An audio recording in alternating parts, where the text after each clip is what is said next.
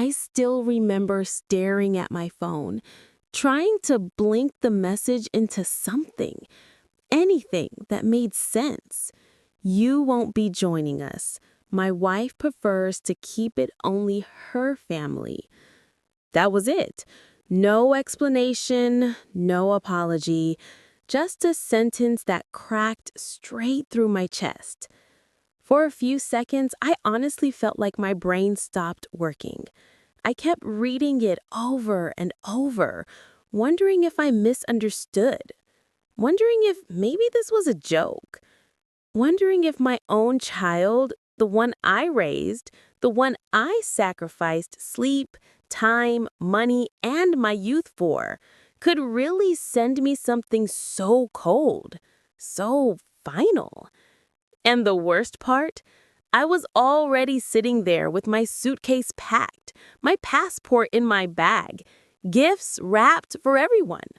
My heart full of excitement, thinking these next few days would finally bring us closer again. I paid for the entire trip. I arranged every detail. And still, I was the one being cut out like I didn't matter. My hands were shaking so badly I couldn't even unlock my phone to respond. I felt this hollow emptiness spreading through my chest, like someone had scooped out everything inside me and left just enough space for the humiliation to echo. And right in that moment, something inside me broke. Or maybe it woke up. I'm still not sure. All I know is they had no idea what I was about to do next. Not yet. But to understand how everything reached this breaking point, you need to know what happened long before that message ever came. People always assume families fall apart because of one big argument or one dramatic moment. But mine didn't break in one day. It happened slowly, quietly, almost like watching a crack spread across a mirror a little more each year. When my son was younger, we were inseparable. He was that kid who'd follow me around the house, asking questions nonstop, wanting to help with everything, even the things that didn't need help. If I went to the store, he was right beside me.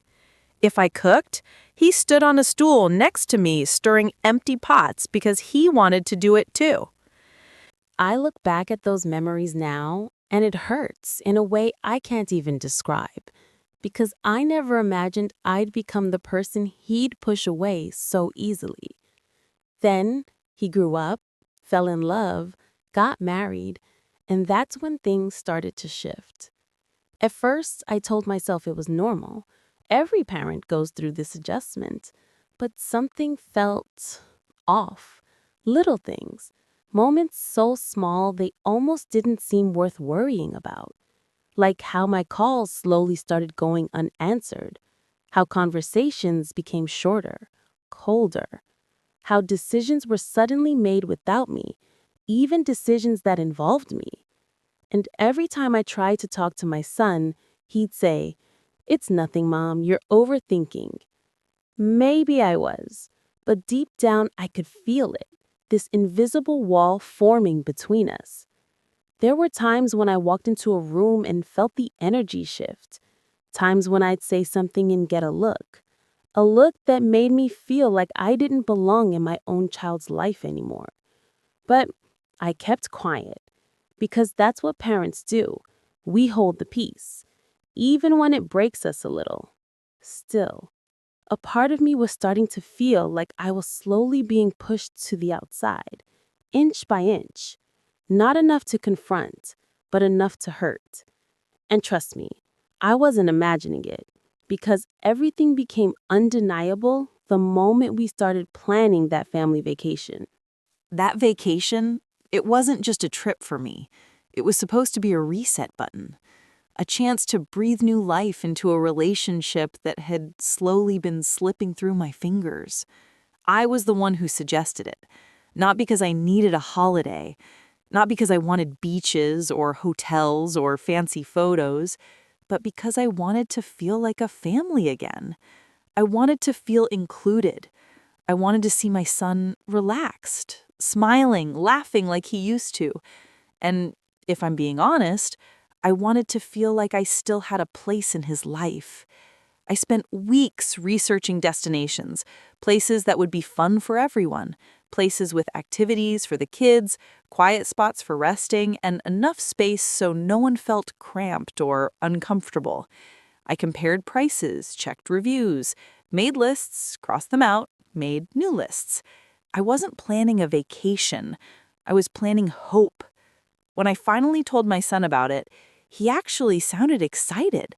And that tiny spark in his voice, it lit up something in me I hadn't felt in a long time. He said, "Mom, this sounds amazing. Thank you." And for the first time in years, I felt seen again. So I booked everything. The flights, the hotel, the activities, everything paid in full. I didn't even think twice because I believed, really believed, that this trip would bring us closer. I told myself, this is it. This is where things turn around. And for a little while, that hope felt real. We had a group chat going. We discussed dates, foods, packing lists. I was smiling more just thinking about it. But looking back now, there were signs. Little moments that felt off. Little comments that made my stomach twist for a second before I brushed it aside. But back then, I ignored every single red flag because I wanted it to work. I wanted us to feel like a family again. I didn't know it yet, but this vacation was about to show me exactly where I stood. And it wasn't where I thought, because the moment we started planning, that's when the first cracks really began to show. The strange part is, the red flags didn't show up like explosions. They slipped in quietly, soft enough that I almost convinced myself they weren't real. During the planning discussions, my son would still talk normally, but the atmosphere felt different. There was this invisible hesitation in his voice, like he was trying to balance two worlds, and neither one fit anymore. And her? She barely participated at all. Every time I'd suggest an activity or restaurant, she'd respond with something like, "We'll see," or "I don't know if that works for us." Never for everyone, always for them. One time, I asked if they preferred a bigger suite so the kids could have more room. She looked at her phone, nodded without looking up, and said, "As long as our room is separate." No smile, no warmth, just a tone that made me feel like I was intruding on something that was supposed to include me. And of course, there were the little comments, the ones that sounded harmless on the surface but carried an edge underneath. It might get crowded with so many people. We don't want too much chaos. We prefer our own space. Each time she said something, the room felt heavier. Each time, my son would glance at her first before answering me, and that hurt more than anything, watching him look for permission from someone else just to speak to me. Then there were the arguments, not loud ones, the quiet ones, the ones you're not supposed to hear. One night, I dropped by to give them their flight itineraries. Before I knocked, I heard their voices through the door. My son sounded exhausted. She sounded irritated. I couldn't hear every word, but I heard enough. Why does she have to come? It's supposed to be a vacation, not stress. And his reply, soft and defeated, "She's my mom." I stood outside, frozen. It felt like the air left my lungs. But when they opened the door, they both smiled like nothing happened. Like I didn't just hear myself being treated like a burden. Like I didn't just feel my heart drop heavy in my chest. Still, I swallowed it. Every hurt feeling, every suspicion, every sign. Because I told myself, it's just pre-trip stress. Things will be better once we're actually there. God, I had no idea just how wrong I was. Because right before the trip, everything suddenly changed. And not in the way I expected. And then, out of nowhere, everything changed. I remember waking up one morning, grabbing my coffee and checking my phone like I always did, and suddenly the energy was different. Messages from them were unusually friendly. Smiley emojis, polite questions, even a good morning from someone who never sent one before. It felt off. I told myself not to overthink it, but people don't switch personalities overnight without a reason. Still, I tried to enjoy the moment. She was being nicer to me in those 2 days than she had been in months, asking about hotel preferences, offering to help with packing lists, even sending suggestions for activities. But the niceness felt rehearsed, like someone practicing lines they didn't believe in. My son was acting strange too. He wasn't cold. No, the problem was the opposite. He was almost too cheerful, too chatty, too eager to sound normal. When someone tries too hard, that's when you know something's being covered. There was this one moment that still sticks with me. He called and said, "Mom, don't worry about anything. Just relax. Everything's sorted." Relax? When did I ever need to be told that?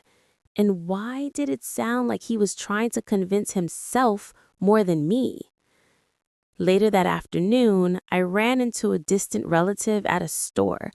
She knew we were all going on vacation and asked if I had seen the matching outfits they bought. I froze. "What outfits?" I asked. She showed me pictures, cute little coordinated sets for the kids and one for her, even one for my son. But nothing for me, not even a mention, not even a suggestion to include me. I swallowed that sting like it was nothing and forced myself to smile. People in the store didn't need to see me break. And still, despite the pit forming in my stomach, I convinced myself that maybe I was reading too much into everything. Maybe I was just nervous. Maybe the shift in their behavior was a good sign. But deep down, something inside me whispered, no, something isn't right. Because the closer we got to the departure date, the stranger things began to feel. And by the night before the trip, the truth was already creeping toward me, whether I was ready for it or not.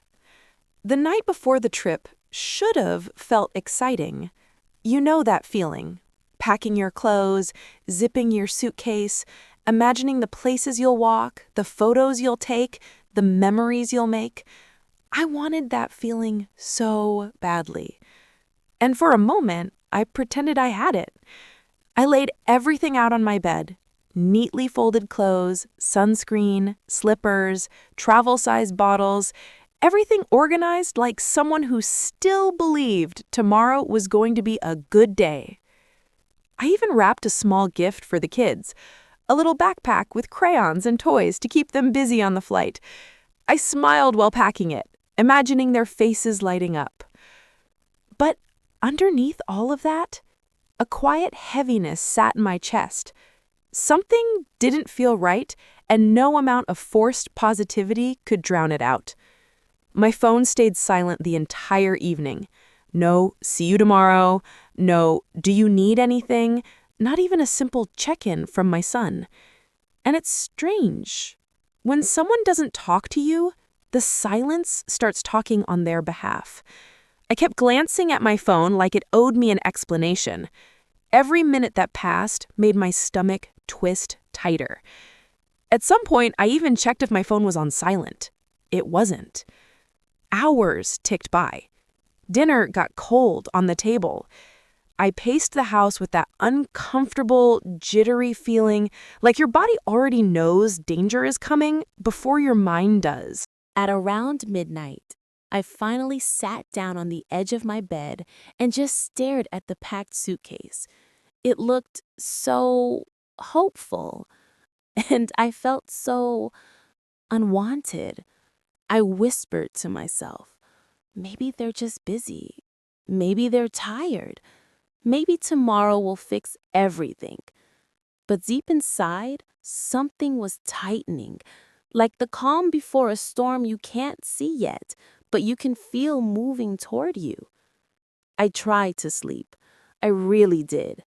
But my mind kept replaying every strange moment from the past few weeks. The forced smiles, the sudden friendliness, the weird tension, the matching outfits that didn't include me. By 3 a.m., I realized I hadn't slept a single minute. And the worst part?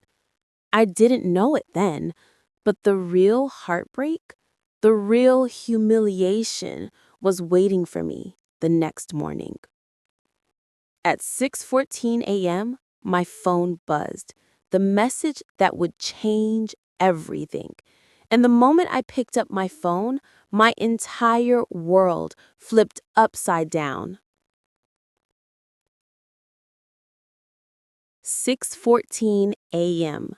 That's the moment my entire morning, my entire trip, my entire heart collapsed. I remember the sound, that simple little vibration from my phone. Innocent, ordinary, harmless.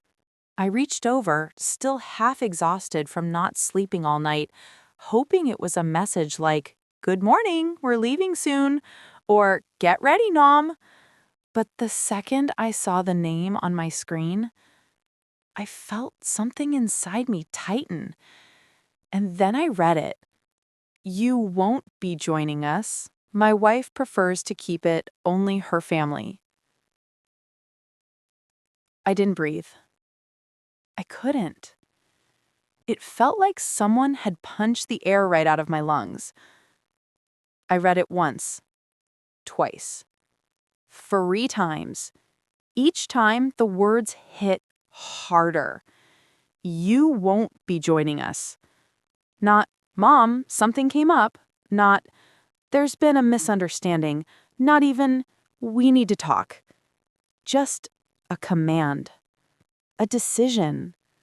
A rejection wrapped in a cold sentence with no explanation and even less respect. And then, as if that wasn't enough, another message came in. This time from her number.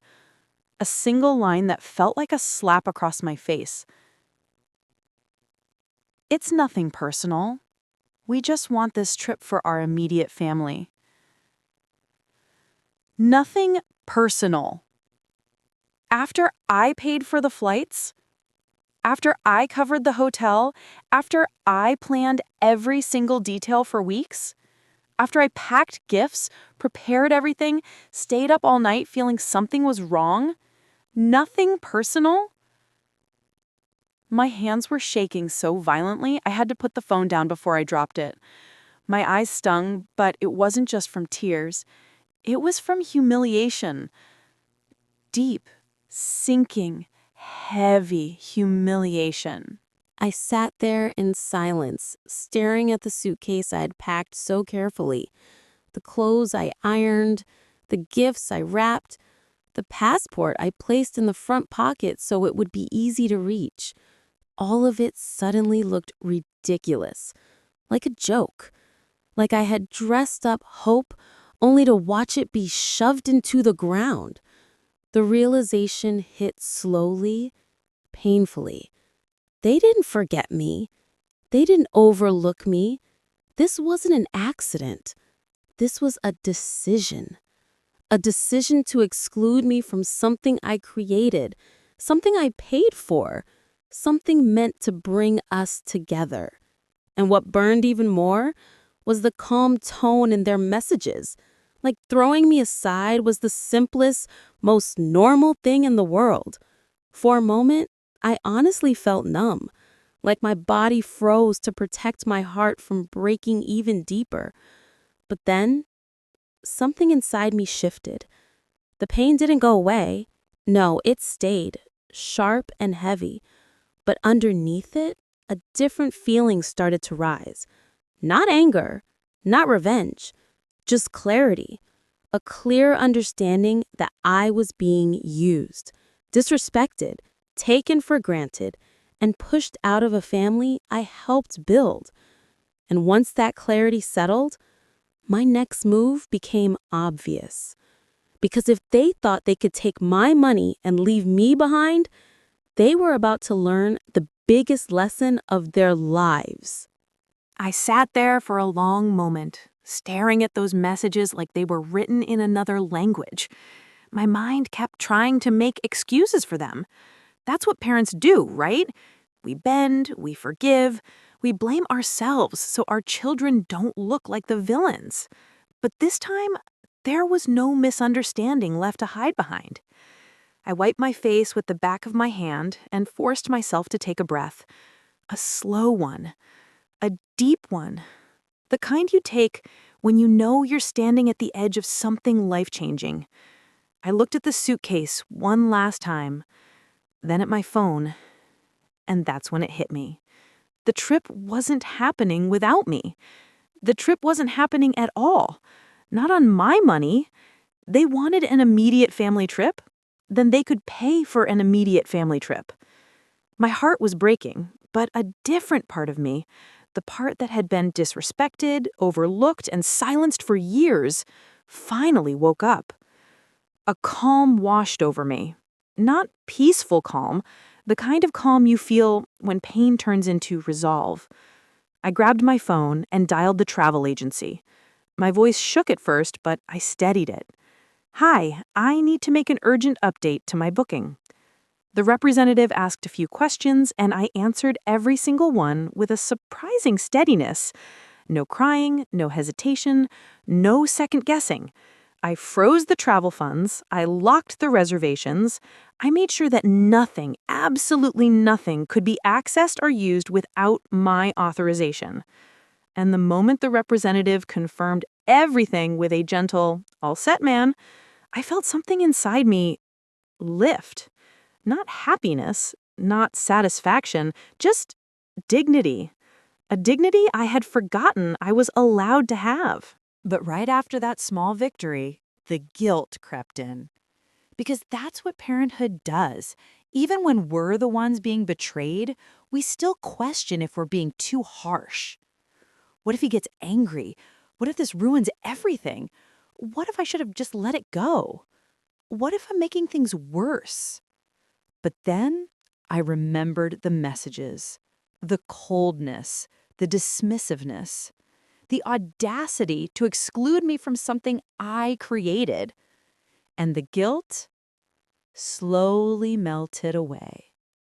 This isn't punishment, I whispered to myself. This is respect. My respect. For myself. I didn't respond to their texts. Not a single word. Not even a dot. I wanted them to feel the silence, the same silence they'd given me for months. And trust me, that silence didn't last long. Because the second they reached the airport and realized what I did, all hell broke loose. They arrived at the airport full of excitement. Suitcases rolling, kids chattering, her acting like she owned the universe. I wasn't there, obviously, but I've been a mother long enough to predict exactly how that scene went down. They walked up to the counter, handed over their documents, and then everything froze. The agent typed, paused, typed again, looked at the screen, then at them, and finally, the sentence that probably sucked the oxygen out of the entire terminal. I'm sorry, sir, but this reservation has been locked. The travel funds have been frozen by the primary payee." I swear I could imagine the way his face changed. That instant shift from confident to confused to worried. And her, oh, she definitely leaned over the counter with that superior tone she always uses. There must be a mistake. We are traveling today. But the agent repeated it. Calm, professional, unbothered. Ma'am, I'm afraid nothing can be accessed. You'll need the authorization of the payee. I can almost hear the silence that followed. Then, the explosion. My phone lit up like a Christmas tree. Call after call, text after text. Not from him first, from her, because of course it was her. How could you do this? Are you serious right now? You're ruining everything. You're acting childish. You knew the kids were excited. Not a single message asking if I was okay. Not one acknowledging what they did to me. Just blame, blame, blame. And then, finally, his messages. Short, sharp, panicked. Mom, call me. Why did you do this? They're telling me the tickets are locked. Please answer. For the first time in a long time, I didn't rush to fix it. I didn't run to their rescue. I didn't fold under pressure. I just sat there, phone buzzing, and let them deal with the consequences of their choices.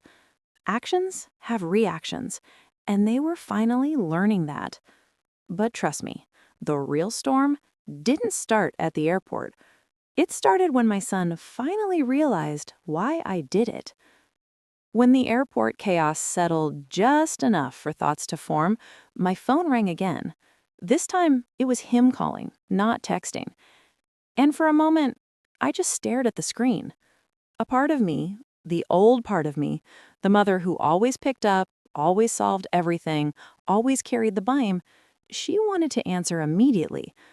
But there was another part now, a quieter, stronger part of me, a part that had been ignored for years, a part that finally whispered, make him sit in his own silence for a few seconds.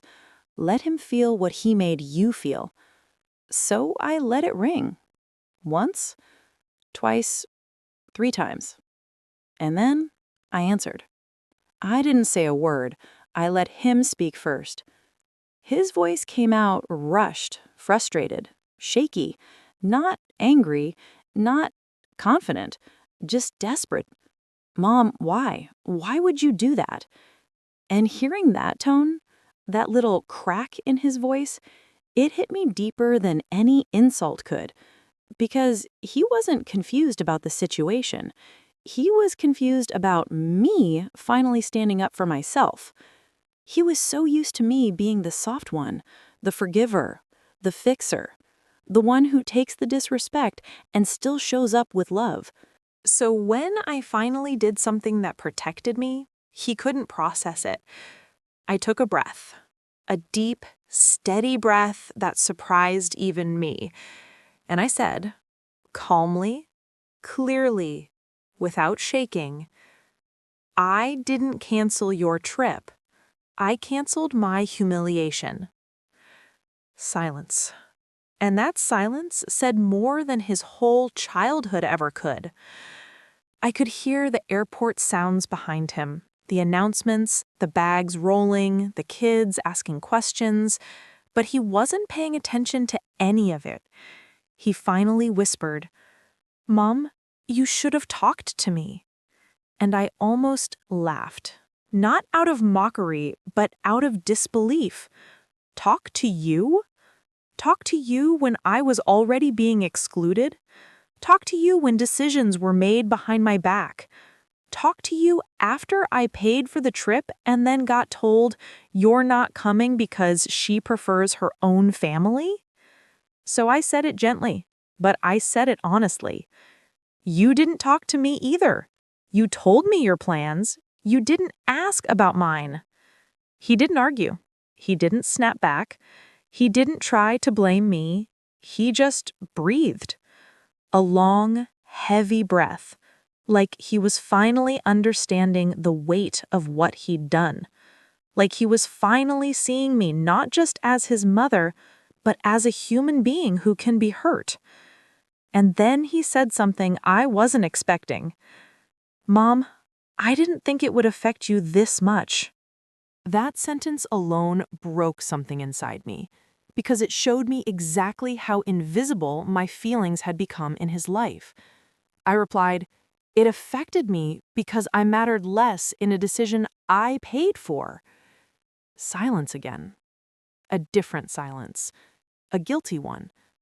But the conversation didn't end there, because the next words he said revealed a truth I never expected, a truth that changed everything. He hesitated, and for a moment all I heard was the muffled noise of the airport behind him, a child crying in the distance, a suitcase rolling over tile, an announcement echoing overhead. But in his silence, I could feel it. He was wrestling with something. Something he didn't want to say out loud. Something he'd been hiding under excuses, under "we were busy," under "you should have known." And then, in a small, defeated voice, he said, "Mom, she didn't want you there." I already knew that. Of course I knew. But hearing it from his mouth, hearing him finally admit it, that was different. It hit like someone pressing on a bruise that never fully healed. I swallowed hard. My voice stayed calm, but inside me, everything trembled. "And you agreed?" He didn't answer immediately. And that silence, that was my answer. I felt something inside me shift. Not rage, not heartbreak, just clarity. Raw, sharp, painful clarity. He finally whispered, "I didn't want to fight with her before the trip. I thought you'd understand." Understand? Understand what? That I'm convenient to use but disposable to include? That I'm good enough to pay but not good enough to sit beside them? That my feelings should bend around their comfort? I closed my eyes. A single tear slipped out. But it wasn't a weak tear. It was a release. "I did understand," I said softly. "I understood exactly where I stand in your life." I could tell those words hit him hard. Even through the phone, I heard that tiny inhale, the kind people take when reality punches them in the chest. He said, "Mom, please don't say that. You're twisting it." Twisting it? That phrase stung. I wasn't twisting anything. I was finally straightening it out. I replied, "I'm not twisting. I'm finally seeing." He didn't argue. Not this time. He just stayed quiet, like he finally realized all the times he chose peace with her over respect for me. And then, almost reluctantly, he confessed, "She told me if you came, it would make things uncomfortable. She said it was supposed to be just family time." I let out a bitter laugh, the kind that comes from being wounded and wise at the same time. Family time? Did anyone remember that I am family too? He didn't answer, because there was no excuse left to hide behind. I could hear the kids in the background asking what was happening, why they weren't boarding, why everyone looked upset. And in that moment, I felt something unexpected. Not revenge, not victory, just peace. Because now the truth was out in the open, and he couldn't deny it, rewrite it, or soften it. I finally said, "Son, I didn't freeze the travel funds to punish you. I froze them because you were punishing me without even realizing it." He didn't breathe for a moment. And then, in the smallest, most fragile voice I've ever heard from him, he said, "Mom, I messed up." Those 4 words. Simple. Quiet. But they carried years of unspoken apologies. But what he said next, after admitting he messed up, that was the sentence that hit me harder than anything else that day. After he said, "Mom, I messed up," I thought that was it. I thought that was the peak of the moment, the realization I'd been waiting years for. But then he said something that carved straight into the deepest part of me. In a quiet, breaking voice, he whispered, "Mom, I didn't protect you." And I swear, my heart didn't just crack, it collapsed. Because that was the truth I had been carrying alone for so long. That was the wound no one saw. That was the pain I never said out loud. I didn't need him to choose me over her. I didn't need him to fight battles. I didn't need him to obey me. I didn't need him to be perfect. I just needed him to protect my place in his life, the same way I had protected his in the world. And hearing him say those words, admitting it, owning it, it felt like the pieces of every quiet heartbreak I'd swallowed over the years suddenly became visible. For the first time since the whole nightmare began, I felt my breath hitch. My voice shook as I answered, "I never needed protection from her. I needed protection from your silence." He didn't say a word, and in that heavy pause between us, I could feel something shift, like a curtain finally being pulled back after years of pretending. I could hear him sniff, just once, barely noticeable, but I heard it, and it made my own eyes burn. Then he admitted, "I thought you'd always be okay. You're the strong one." And that's the ironic part, isn't it? People like me get labeled strong, so everyone feels free to lean, to take, to overlook because they think we'll never break. But strength gets heavy. Strength gets lonely. Strength gets tired too. So I told him, being strong doesn't mean I don't feel pain. It just means I've been carrying it silently. He whispered, "I'm sorry, Mom." Not the fake sorry people say out of convenience, but the raw, shaky one that comes from a place of real guilt.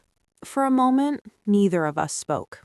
Just the sound of distant airport noise and two hearts finally telling each other the truth. And then he said something that stunned me completely.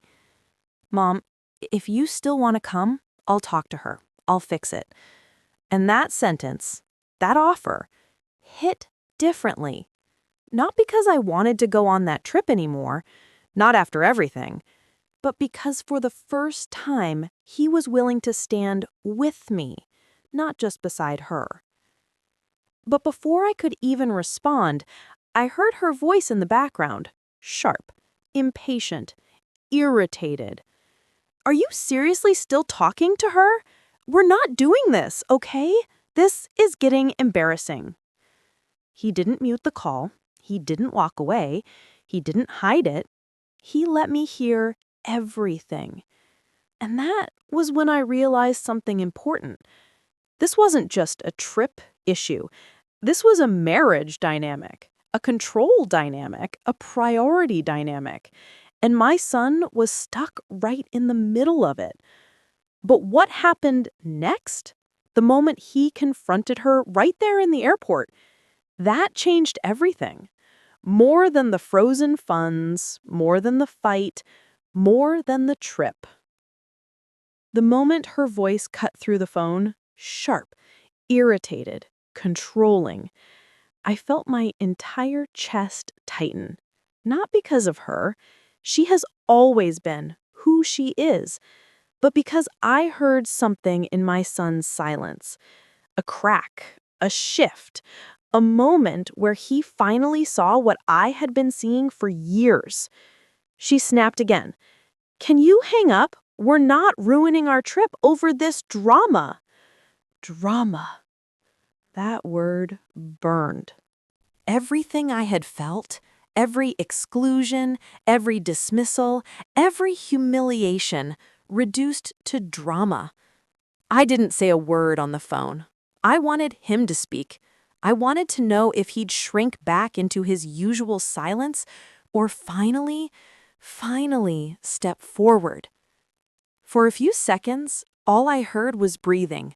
Hers, irritated. His, uneven. Then I heard it.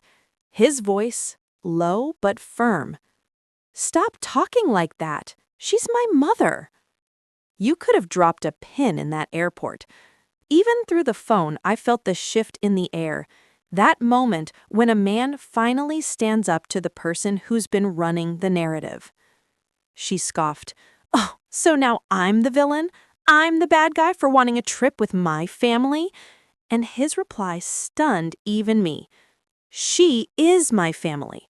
If you can't respect her, we have a problem bigger than a vacation." I felt my hand cover my mouth, not in shock, but in disbelief that he finally said what I had prayed for silently for years. She didn't back down.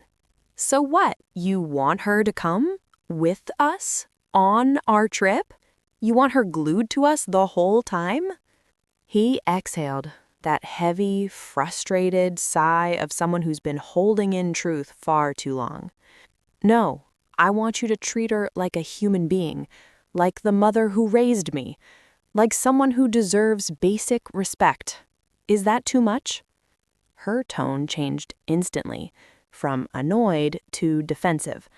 "I'm not disrespecting her. You're twisting—" He cut her off.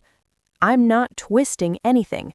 The only reason we're standing here in this mess is because you didn't want her there, and you didn't even let me talk to her properly." His voice wasn't loud. It was controlled, and that scared her more than yelling ever could. I heard her stumble over her words. "Well, I thought she wouldn't enjoy—" "That wasn't your decision to make." Silence. The kind that exposes truth. Then she whispered something I wish I hadn't heard.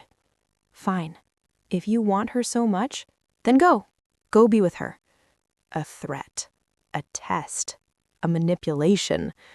He didn't flinch. "Stop it," he said. "You're not choosing between us. You're choosing how you treat us." Another silence followed. This one longer, colder. I stood in my room, phone pressed to my ear, feeling like I was watching years of tension unravel in seconds. And then something unexpected happened. I heard footsteps. His footsteps, walking away from her. Then he said, softly but clearly, "Mom, I'm coming home. We need to talk in person." My heart dropped, not from fear, but from the weight of what that meant. He wasn't choosing sides. He wasn't abandoning her. He wasn't fighting for me to be on the trip. He was coming home because he finally understood that the real issue wasn't the vacation. It was the distance, the disrespect, the slow erosion of connection. The way I had been softened into a background character in his life, and he was finally ready to face it. But I had no idea. The conversation waiting for us at home would uncover wounds even deeper. Wounds neither of us had ever dared to say out loud. When he came home that evening, I didn't know what version of him I would see. The frustrated son from the airport? The quiet one who lets things slide? Or the man who finally stood up and spoke truth? But when he stepped inside, he just looked human. Not angry, not defensive.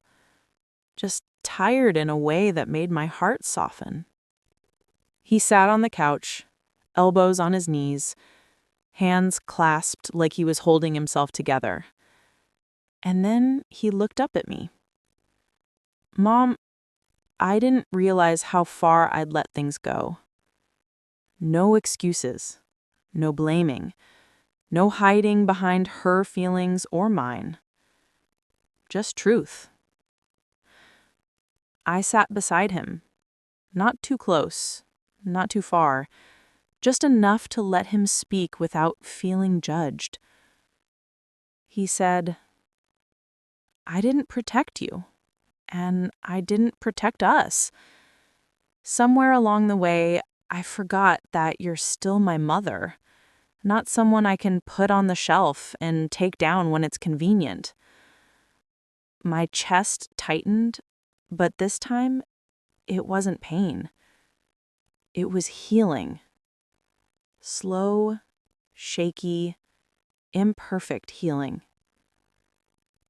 I told him the truth too. I never asked for much. Just respect. Just a place in your life. Just to not feel like a stranger in moments I helped create. He nodded, eyes glossy, but he didn't wipe them. He let himself feel it. For once. And then he said something I'll never forget. Mom, I want to fix this. Not for the trip, for us. That was the moment that mattered, not the fight, not the frozen funds, not the airport, but this.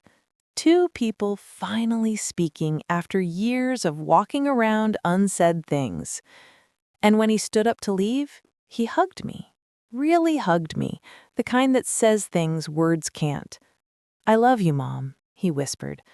And all I said back was, "I love you too. Just don't forget me again." He nodded against my shoulder. When he walked out, the house felt different. Not heavy, not lonely, just peaceful. Like something broken had finally been acknowledged, finally touched with honesty instead of silence. And here's the truth I learned. Sometimes life doesn't break you in one big moment. It breaks you in tiny ways until the day you finally say, "I've had enough." And sometimes that's the day healing begins. Thank you for staying with me till the end. If you've ever felt excluded, overlooked, or taken for granted, you're not alone. And you don't have to stay silent to be loved. Let me know where you're listening from and whether a moment like this ever changed something in your life. Your stories matter, your voice matters, and I'm here to hear you.